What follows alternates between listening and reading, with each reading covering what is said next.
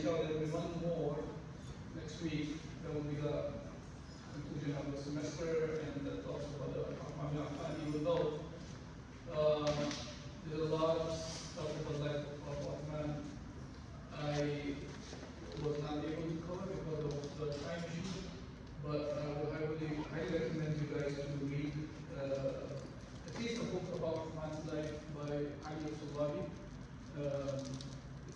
It's a good detailed book with good references and clarify a lot of misconceptions that historians, some in the past and more in current times, have talked about incorrect information is out there that creates some doubts about the life of Uthman bin Affan. But if we go back to the resources, we see that most of them are either fabricated or without the context that event occurred. So today, inshallah, I'll talk about one of the idea that was used against Uthman bin Affan, which is specifically about favoritism or nepotism, or about his own family members or relatives who were given higher ranks in the rule of Uthman bin Affan, which is, inshallah, I'll try to cover that today as much as possible. Even the other things which were said about Uthman bin Affan, they really contradict the personality of Uthman bin Affan and the stature of him, and in general, to talk about him doing any kind of corruption in relation to the wealth makes no sense at all. For a person who was very wealthy, one of the wealthiest people of Arabian Peninsula, at the same time, one of the most generous person as well at the same time. These two attributes, when they are together, it makes no sense of even thinking or accusing somebody of some sort of usurping the wealth of the people or the public. But anyways, last week we talked about one of the greatest achievements of Uthman bin Affan, which was how the Quran was compiled and made copies of in the time of Uthman. Just a key note about that, remember, the Quran was written in the time of Rasulullah to be accurate. Number one thing, always remember that it was written and memorized the way Jibreel revealed the Quran to Rasulullah. So it's not just the writing, but the recitation was preserved as well, and recitations actually. Rasulullah taught the Sahaba taught the next generation taught to the next generation, and there is no difference of opinion about the Quran that we have in our hands today is the same Quran that was revealed to Rasulullah. Abu Bakr only did was he compiled all the pieces, all the papers, parchments, bones, tablets, stones, whatever those verses were written in the presence of Rasulullah with witnesses and at least a memorizer of that specific verse or the surah. So he took great precaution to make sure that was compiled, that whatever was compiled was that was written in the time of Rasulullah in the supervision of Rasulullah. And then in the time of Uthman, the copies of the Quran were made.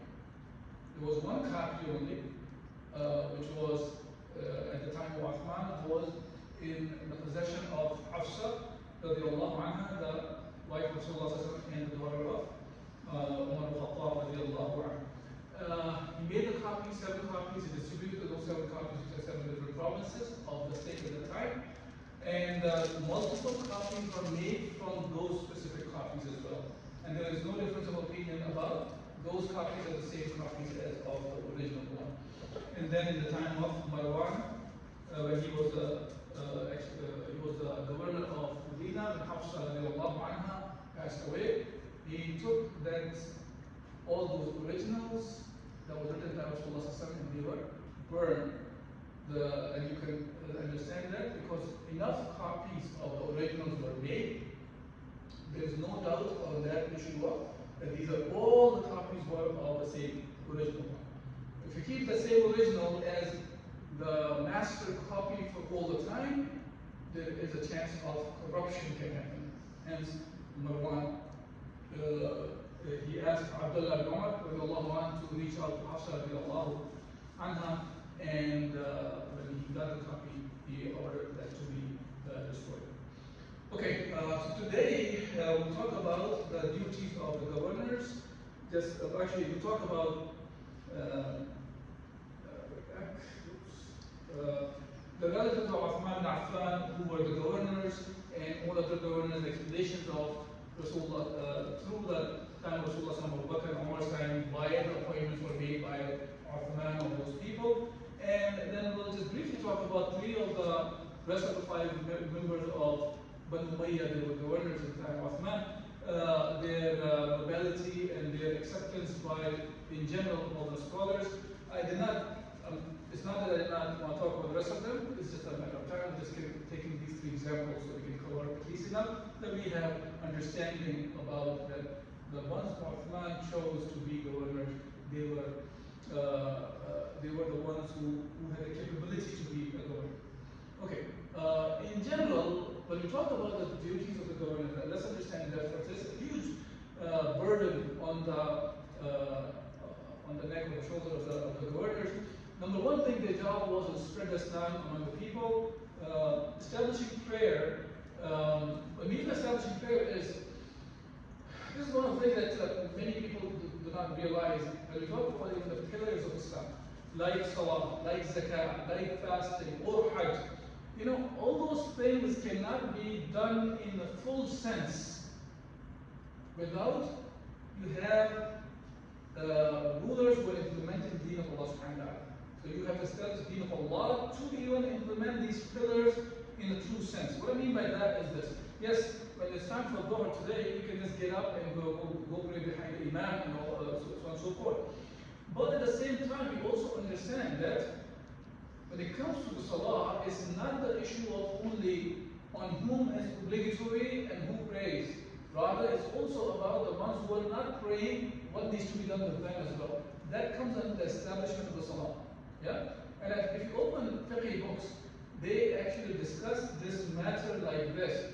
I was reading the book which is called Bidayat al-Mujtahid by Ibn Rushd, rahimahullah. The way he talks about that, and his book is actually more about how you reach a different Aimma reach conclusion about any ruling. So he goes in a very structured manner. Like he talks like this, okay, Salah is an obligation. Why do we say it's an obligation? So it's the Quran, Sunnah, and Ijma' of the Sahaba, there was no disagreement that the 5 daily prayers obligatory for Muslims. And then he goes on, okay, on whom it is obligatory. And then after that, then he said, okay, what do we do with the ones who do not pray? And then he gives all the opinions of different scholars, that how they concluded what needs to be done to the people who do not pray as well. Okay, so it's not like okay, you don't pray, you're off the hook. No, actually, obligatory things have to be done, and if they're not done, then a state can intervene if it's an openly committed haram in those cases, right?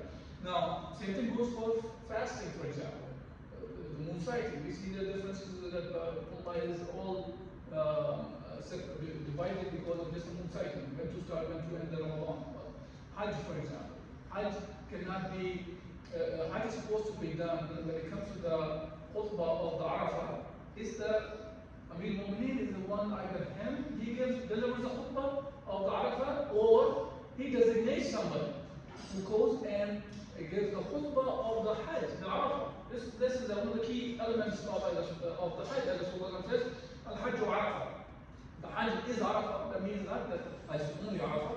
It's just a way of emphasizing that it's such a big pillar of this obligation.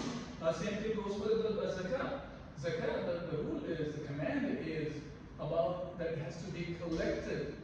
Today we are at the mercy of our own will. If we do it, we do. If we don't do it, there's nobody to take it from us and distribute to the 8 categories the Quran has talked about. Okay, so that's what I mean by that. This is establishing prayer. So making sure that there are enough masajid for the people, and the jamias are there for the prayers and stuff like that, and there are people there who can lead the prayers, of course, with adhan and all those things. protecting Islam and its principles. Today, we find that even it is getting to the point there are some silliness among the people that they will go out and they make fun of Rasulullah sallallahu alaihi wasallam, even Allah Azza wa Jal. And there is no protection for protecting the principles of Islam. And some people, they will come out and they try to introduce new things in Islam which are not really from any basis of Islam, and they call it Islamic. Like, for example, there's a recent thing going around it. You can give the zakah money to the senators or congressmen, which is, I mean, this is crazy. Zakah is for a category that is only for the Muslims. It's an act of ibadah.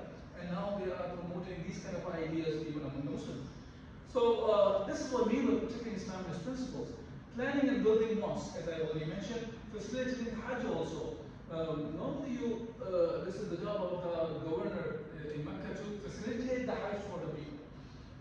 Today it has become a real business, billions and billions of dollars of industry, and normally you really have to have good amount of wealth to perform a Hajj. For example, from here the Hajj has become around somewhere, I'm talking about the lower end, around 15,000 per person. So we really have to think. For example, the family of four is going to $60,000 is right there. So this is a lot of money that's needed, but this is not the case in those days when Islam was implemented. People safe in their homelands. I don't think I have to go over that. The reality is out there. We can see that how much safety is given to the Muslims. No matter what part of the world you talk about, whether it's the East, whether it's the West, and you can see that safety is nowhere found. Fighting for the sake of Allah subhanahu wa ta'ala, of course, this is driven by the state, striving to ensure people's livelihood, people who cannot afford, they cannot make their basic necessities of their living, whether it's food, shelter, or clothing, that must be provided by the state. And in this case, the governors, the one who are ruling over the specific region, this is their task passed on by the Khalifa. Appointing workers and employees, taking care of al-dhimma, protecting the people who are Muslims, taking care of their needs as well. That's part of the job of the governors as well. Consulting wise people in their provinces, which is the shura, checking the province's need for development and construction, paying attention to the social situations of the provincial inhabitants and governors, working hours. All those things are the duties of the governor. As you remember, we talked about Umar's life, kind of covered most of the duties of the governors. So I'm not going to go into these details. I just want to mention because of, so when we go and talk about who is taking the task of the governor, it's not really a fancy job people can think of. It's actually a responsibility, a high responsibility job. So look, the one who takes a responsibility, whether it is a family member or Uthman or not, they're accountable for all those things from the dunya perspective, and on the day of judgment, the responsibility is much bigger. The questioning can be much severe if you have done any kind of injustice. Okay? Now, so who are the relatives that were who became the governors? Governor is a high position, of course. After Khalifa, every region has a ruler. The top one is the governor or the wali. Now, in general, so there are some historians that you said you'll see that they will talk about the issue of the relatives of Uthman being assigned at high positions, or which is called nepotism or favoritism, was done by Khalifa Uthman bin Affan. Now, if you look at those people who were given these positions by Muawiyah, Abdullah bin Abi Sarah. Muawiyah, of course, he was from Banu Umayyah. So Uthman, Abdullah ibn Abi Sarah was a foster brother of Uthman bin Affan. Al-Walid ibn Uqba was a half brother of Uthman bin Affan from his mother's side. Sa'id ibn Ma'as was another Banu Umayyah leader, and Abdullah ibn Amr. So all these guys became, all these Sahaba, they became the governors in the time of Uthman. But they are not only governors of Uthman, by the way. Some of them were governors in the time of Abu Bakr and Umar as well. Uthman made them continue their positions. So it's not that as if Uthman is bringing them in power because of the relationship. Okay. So these five whom Uthman is governors were related to him, and according to their claims, this This is a cause for the criticism, right? Now, but if you look at all the names of the governors in the time of Uthman, so there are about 21 different people were mentioned here. So 21, and from the region side, there were 18 provinces on whom the governors were placed by Uthman bin Affan. Now, so when we're discussing that from the ratio perspective, you're talking about five, all five were not governors at the same time. They were at the different times also. Okay? So from the numbers perspective, the number was not that big ratio-wise. The reason I'm saying that, Banu Umayyah was a very big tribe. If you remember, when Rasulullah sallallahu alaihi wasallam was trying to send Umar ibn Khattab to talk to the Meccans at the time of Sulh Hudaybiyah, Umar refused because Umar's tribe was not as strong and there were many enemies of Umar within the Meccans. So he suggested Uthman's name because of the love of the people towards Uthman, and he belonged to a very big tribe which was Banu Umayyah. Hence, he will have enough people to protect him. So bigger tribe means that you are ratio-wise much bigger in numbers within Mecca as well. That's one thing. Second thing is they were already leaders. There's leadership qualities that existed among the people of Banu Umayyah. Look, it is important for us to understand that the people who are chosen for a specific task, they must be qualified people. That's the key thing. Qualification is not which family you belong to. Qualification means that you have the skills to perform that specific task. So when Uthman, when he was choosing these people, these were the ones who were capable. And not only that, even though they were capable people, even though they were from his family member, when he saw weakness, he did remove them as well. So it is unfair or injustice to accuse Uthman for this kind of a nepotism and favoritism. Okay. Now, as I said, so from statistics perspective, that it is to say that we find that 3 out of 18 governors were from the family of Uthman at that point. So as I said, all 5 were not governors in parallel. There were 3 of them were at the same time. 3 out of 18 is not a huge number, right? Especially when you talk about Banu Umayyah was famous for their own leadership, even in the days of Jahiliyyah.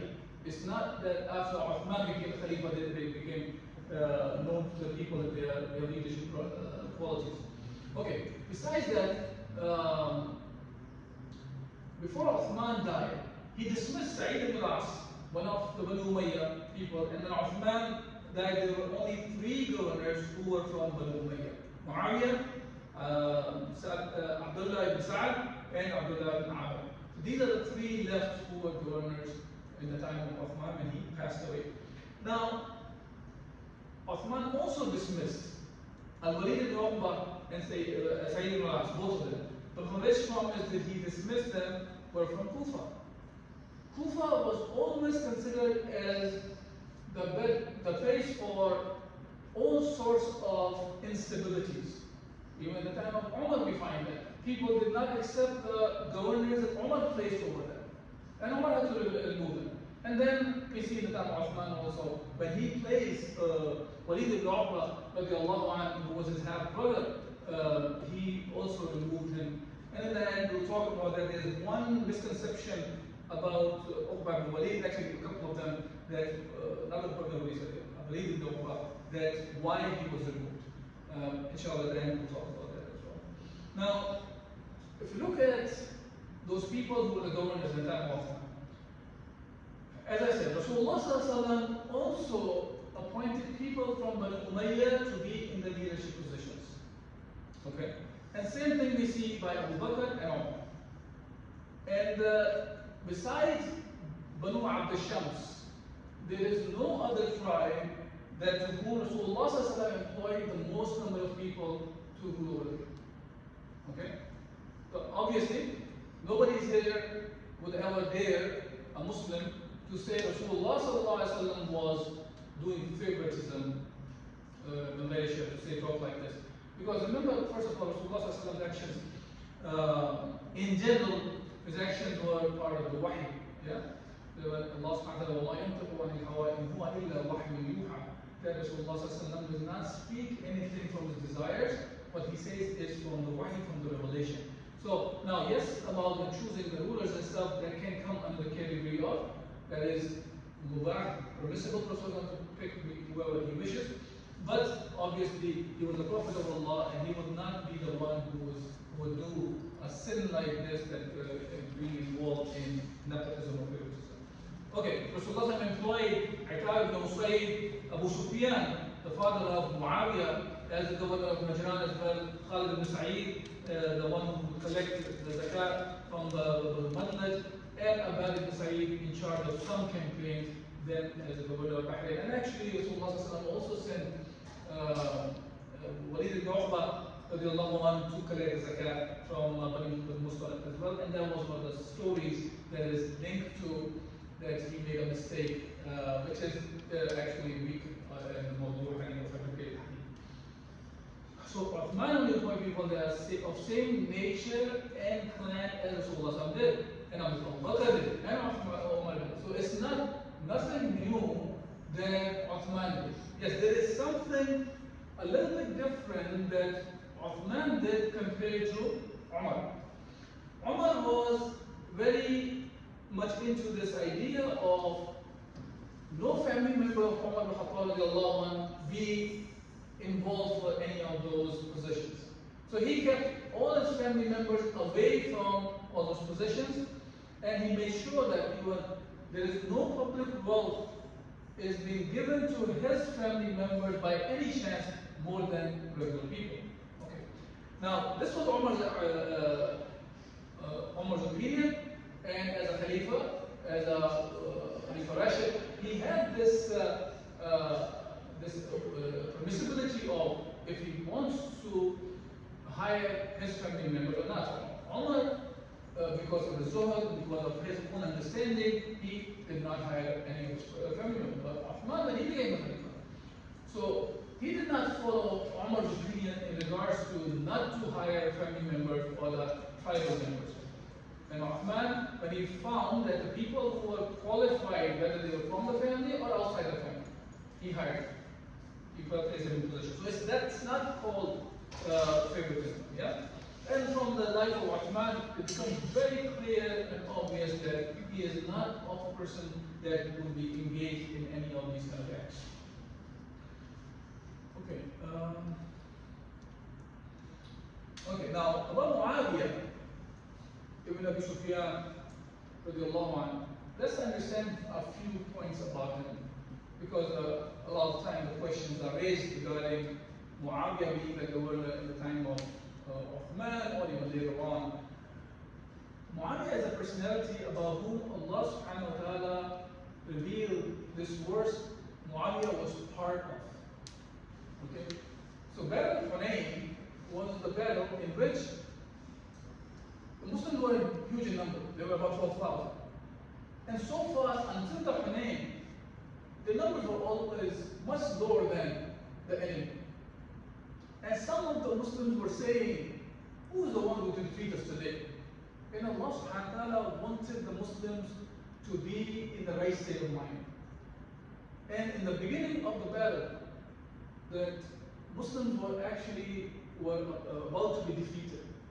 And many of the Muslims left the battlefield. Rasulullah and a handful of Sahaba stayed. And Rasulullah continued to invite or call the Sahaba back to the battlefield. And among them was Muawiyah radiallahu anhu.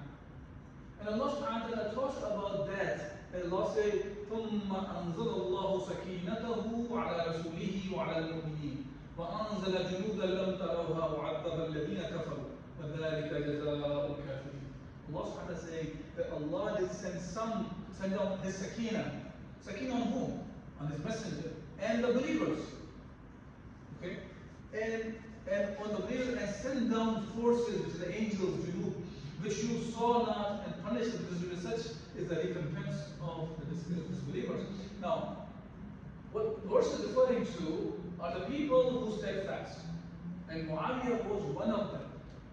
Similarly, Rasulullah sallallahu alayhi wa sallam talked about Muawiyah when he said, Allahumma ja'alhu hadiyan mahdiyan wahdi bihi. He says, Oh Allah, make him a guide and guide others through him. This is the dua of Rasulullah sallallahu alayhi wa sallam about Muawiyah. Talking about the personality that Muawiyah actually continued to be the governor, Muawiyah who continued to be governor from the time of Umar and then at Uthman's time. And Rasulullah also said to him about Allahumma allim Muawiyah al-kitab wa hisaba waqih al-adab. Oh Allah, teach Muawiyah literacy and numeracy and protect him from punishment. So this is the personality of Muawiyah. And there's another hadith, and it's a very famous hadith regarding the first navy or the naval army sent by the Muslims. Rasulullah said about that, the first army of my ummah that would campaign by sea, talking about navy basically. They will be, sea, paradise will be their due. This hadith is reported by Haram, and she asked Rasulullah, would I be part of that? And Rasulullah said, yes, you will be. And then Rasulullah talked about another army. He said that about the first army of Ummah to attack the city of Caesar will be forgiven as well. This is why Sahaba, they used to rush about going towards Constantinople, and today's Istanbul.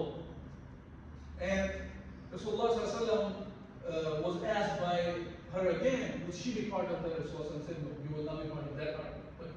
But this is the time of Muawiyah. The first army or the navy was prepared. Okay. And then we find many ahadith or the sayings of Sahaba and different scholars praising the status of Muawiyah ibn Abi, all of them that include by Abdullah ibn Abbas, Abdullah ibn Mubarak, Ahmad ibn Hanbal, Al-Qadi al-Arabi, Ibn Taymiyyah, Ibn Kathir. They all have praised and defended Uthman ibn Affan and Muawiyah ibn Abi Sufyan regarding the issue of nepotism, of favoritism. And not only that, he is also a reporter of over 160 ahadith from Rasulullah. So that's what, when we talk about Muawiyah, this is who we are talking about. Okay? Okay. Then, now this is a separate hadith because previously these Sahaba or the Aimma, they loved Muawiyah. And they would say like this, anybody who says things against Muawiyah, it means they're showing a hatred towards the Sahaba. Okay? Now, Rasulullah said about the leaders in general, when he said, the best of the rulers or the leaders are the ones who you love and they love you. And not only that, it continues on, and you pray for them and they pray for you. The worst of your rulers are those whom you hate and they hate you. You curse them and they curse you. This is by Sahih Muslim, by the way. Now imagine today's time. How many of them are the ones being loved and people are making dua for them and they make dua for the people? And how many of them out there are the ones who are cursed by the people and they're cursing their own people as well? Or they are hating and they be hated. So you see that. Who are the Khiyar Aymatim? Who are the best of them? And who are the Shia Aymatim? So, okay. Abdullah ibn Amr. Abdullah ibn Amr was another Sahabi of Rasulullah, and he was not appointed to any military position or something before he became governor of Basra. But he was the nephew of Uthman ibn Affan because his mother was Urwa ibn Quraysh ibn Rabi'. And Rasulullah said about him, he said that Abdullah ibn Amr ibn Quraysh will be a finder of water. He did not dig in any land, but water appeared to him. So he was famous for that, to figure out. Allah subhanahu wa ta'ala gave him some skill that he was able to find water. Look, living here in the West, especially where enough clean water is available for us. This is a huge thing when you are in the desert to know where the water is. This is your lifeline. So Allah blessed him with this skill. And he was regarded as one of the most generous people of Basra and one of the most generous of Muslims. And later on, Abdullah ibn Amr, he is martyred during the conquest. He managed to dash the hopes of the Persians completely. So he's the one who got rid of the last stronghold of the Persian Empire, which was Yazd, or Yazd, different pronunciation of the name of the king, was able to defeat them. Al-Walid ibn Uqba was the half-brother of Uthman ibn Affan, but as I mentioned, he was from the family of Banu Umayyah, and within Banu Umayyah, his father was Uqba bin Mu'ayy, la'natullah alayhi. So now, this guy was an enemy of Rasulullah, the father of Walid. He was a staunch enemy of Rasulullah. He harmed Rasulullah physically or we call it psychologically, in whichever way he found a way to harm Rasulullah or Sahaba, he did that. But his son, Al-Walid ibn Uqba, he entered the fold of Islam, became a good Muslim, he was Sahaba of Rasulullah sallallahu alayhi wasallam. And he belonged to the family of Banu Abd al-Shams, Abdul Manaf. Now, from Banu Umayyah, but Abdul Manaf itself is, you know, when we talk about Abdul Manaf, is also from the big family we're discussing here, which is, anyway, so many leaders came from there. I don't want to go into too much detail of that. Uthman said, I did not appoint Al-Walid ibn Uqba because he was my brother. Rather, I appointed him because he's the son of Hakim al-Bayda. Now, Hakim al-Bayda,